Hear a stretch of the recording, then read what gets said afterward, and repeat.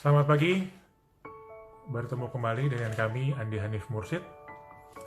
Dalam kesempatan yang sangat berbahagia ini kami ingin berbagi pemikiran terkait dengan perubahan yang terjadi di tingkat konsumen yang mempengaruhi industri pertanian.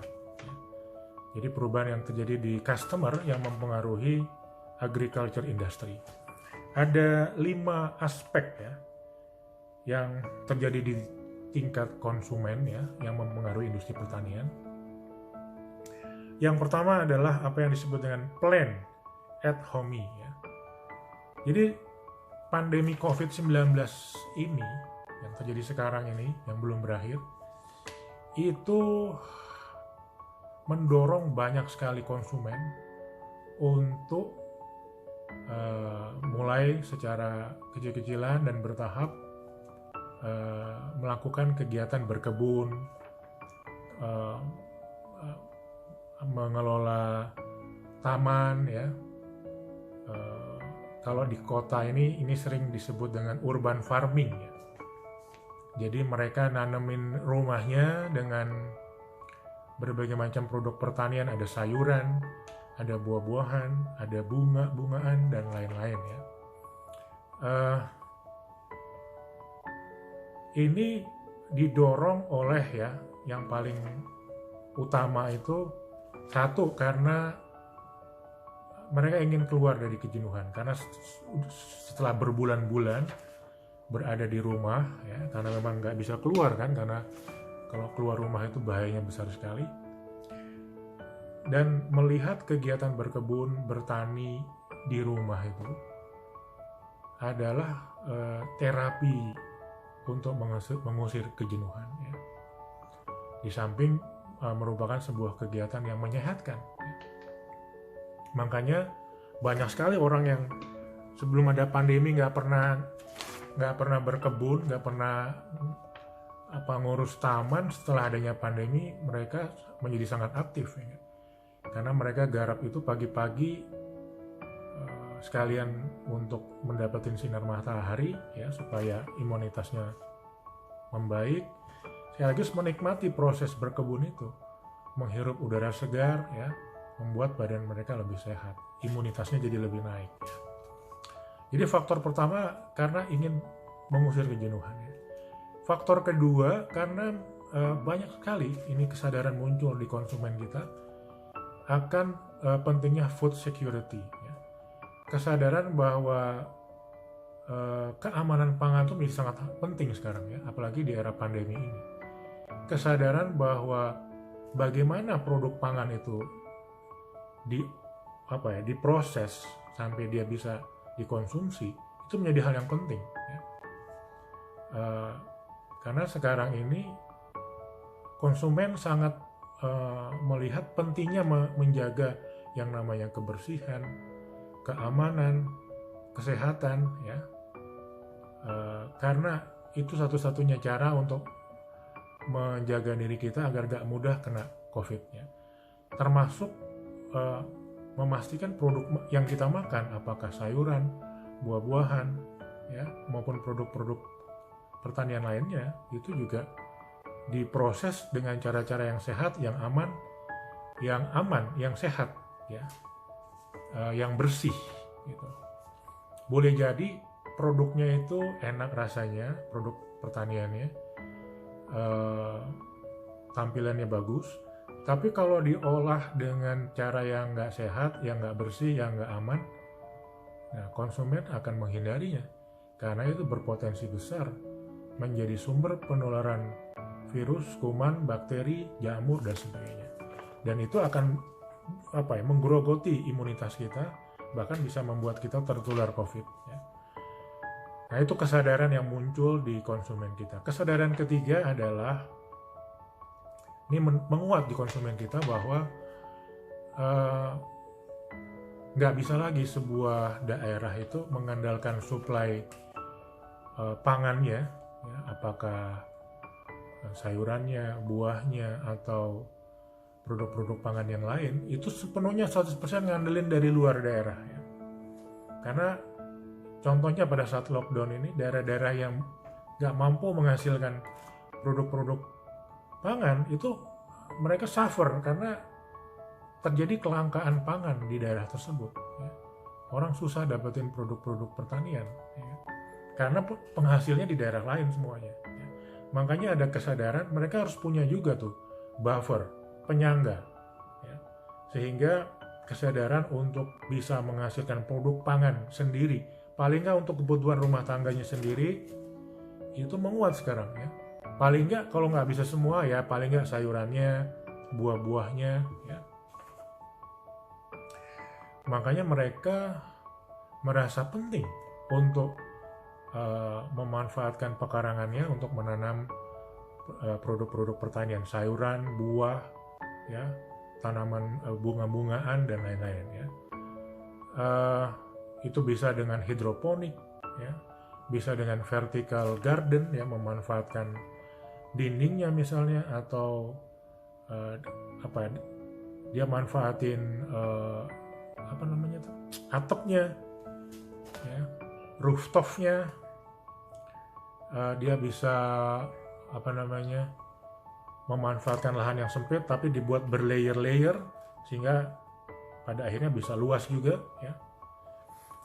Nah itu yang digunakan sekarang ya.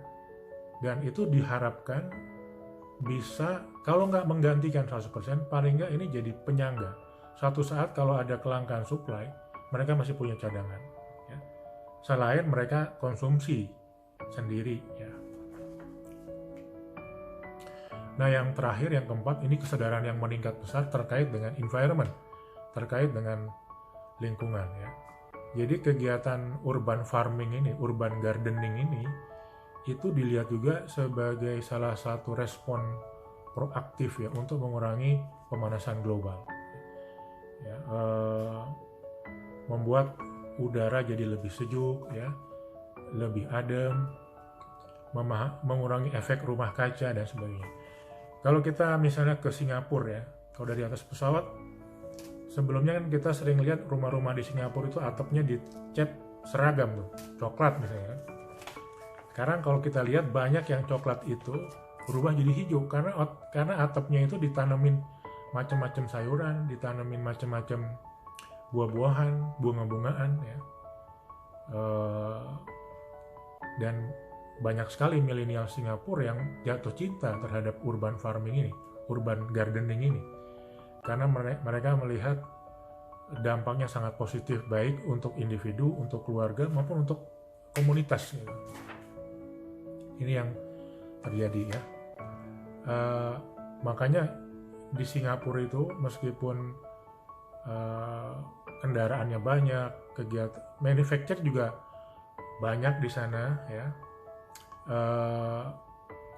Tapi kita bisa merasakan bahwa udaranya sejuk, situasinya adem itu ya, karena banyak hutan kota, banyak taman. Sekarang ditambah lagi banyak urban farming di rumah-rumah ya penduduk Singapura. Jadi ini terkait dengan apa yang kami sebut plan at home. Yang kedua adalah more local preference ya. Jadi COVID-19 ini menyebabkan terjadinya pergeseran preferensi konsumen dari sebelumnya dari produk-produk impor ke produk-produk lokal. Kenapa? Ya. Karena untuk mendapatkan produk-produk impor sekarang itu menjadi susah. Ya. Susahnya karena apa? Hampir di semua negara sekarang itu terjadi pembatasan pergerakan barang. Ya, selain pembatasan pergerakan manusia, ya. Barang-barang yang bisa bergerak pun itu regulasinya sekarang ketat sekali. Ya. Proses pemeriksaannya berlapis-lapis. Ya. Jadi ini yang menyebabkan transportasi produk-produk pertanian dari satu negara ke negara lain itu menjadi mahal harganya. Karena prosesnya semakin panjang, waktunya semakin lama. Dan yang kedua, produk-produk pertanian itu adalah produk-produk yang perishable, ya, gampang rusak. Dia dengan berjalannya waktu menurun kualitasnya. Bahkan sampai titik tertentu bisa busuk. Ya. Ini yang menyebabkan produk-produk yang diimpor dari negara lain yang jauh, misalnya dari Indonesia, sampai ke Indonesia kualitasnya udah turun, ya. Sampai di Indonesia bahkan ada yang udah busuk, ya. Sehingga ini mendorong konsumen Indonesia, konsumen lokal kita, bahkan konsumen di setiap negaranya mencari sumber-sumber suplai produk-produk pertanian dari daerah atau region yang terdekat dengan mereka, dengan pasarnya. Jadi suplai pertanian, ya, pusat-pusat suplai pertanian itu sekarang mengalami rekonfigurasi. Mereka mendekati pasar sekarang, ya. Karena mereka sadar hanya itu yang bisa dilakukan untuk saat ini supaya produk pertaniannya bisa sampai ke konsumen dalam kondisi kesegaran yang prima, yang masih optimal. Nah, oleh karena itu di Indonesia misalnya, preferensinya sekarang bergeser kepada produk-produk lokal.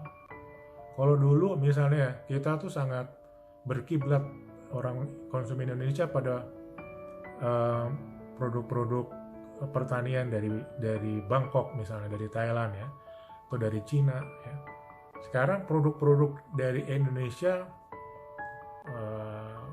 udah mulai sama nih, ya, bahkan banyak yang udah mulai lebih dominan daripada produk-produk yang dari Bangkok, dari Thailand, dari Cina dan sebagainya. Karena memang pada hakikatnya kita tuh mampu menghasilkan produk-produk pertanian yang berkualitas, yang rasanya enak, yang tampilannya bagus, ya. Tapi kan selama ini kalah pamornya, kalah brandnya, kalah gengsinya dari produk-produk katakanlah dari Bangkok, dari Thailand, ya, dari Cina dan sebagainya. Nah, sekarang ini blessing, ya, buat produk-produk pertanian lokal kita, karena COVID ini mendorong orang beralih kepada produk-produk lokal. Produk-produk lokal yang berkualitas, apakah sayuran, apakah buah-buahan, apakah bunga-bungaan dan sebagainya itu, apakah daging ayam, daging macam-macam, ya, daging ikan dan sebagainya yang berkualitas, itu pasti akan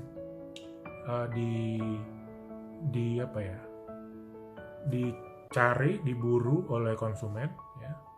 Karena sekarang boleh dibilang sebagian besar spending daripada konsumen itu dipergunakan untuk memenuhi kebutuhan dasar. Kebutuhan dasar itu yaitu kebutuhan akan makan, minum, kesehatan, keamanan.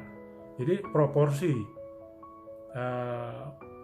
pembelian produk-produk pertanian sekarang menjadi sangat besar dibandingkan masa-masa sebelumnya, masa-masa sebelum COVID, ya. Karena kan orang kalau punya penghasilan, ya jarang lah yang menggunakan penghasilannya untuk produk-produk yang mengutamakan gengsi, yang kelihatannya keren. Jarang lah itu, ya. Sudah sangat kecil. Orang sekarang menggunakan kemampuan daya belinya itu untuk bertahan hidup, untuk bisa makan, untuk bisa minum, untuk bisa sehat, untuk bisa aman, ya. Ini blessing untuk produk-produk pertanian. Ini blessing untuk semua pelaku, semua pemain di industri pertanian di Indonesia dan juga di negara-negara lain, ya. Nah, yang ketiga adalah food security awareness. Nah, sekarang ini muncul kesadaran yang sangat kuat di tingkat konsumen akan pentingnya food security.